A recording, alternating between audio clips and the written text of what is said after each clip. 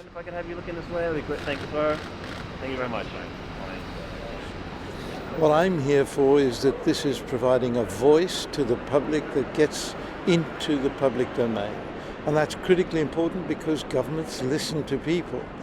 And so this whole action, Extinction Rebellion, Greta Thunberg, all of these issues are important and new. At last we're hearing the public in a way that we haven't for many, many years on this issue.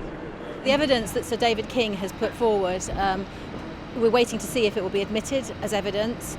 It's very, very compelling as evidence. In it he says that lives will be saved if the UK government brought forward their 2050 net zero commitment, which effectively means that if they don't, lives will be lost. And that means that really proves our argument of necessity. We are actually trying to save lives here, and Sir David King is backing us up on that.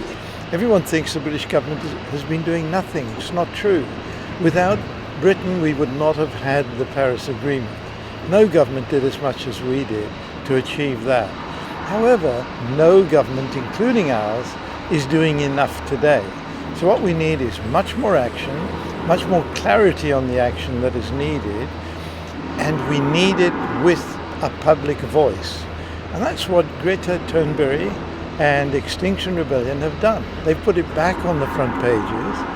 Here I am being interviewed quite regularly, not because I'm a new person on the field, it's because these people have put it back up there. I think he knows more than anybody really how desperate our situation is, and he probably is seeing this as an opportunity to spread the message as well. So people really need to understand that we are facing an enormous crisis right now. And that there is no time to waste. We need to act now. We don't argue about when we finish doing what we need to do. It's when we start. We need to start today. I've gone on record saying I'm afraid. I'm afraid for future generations. I'm afraid for my children and their children, my grandchildren. I'm afraid because we haven't been taking the actions that the science has been telling us to take for a very long time.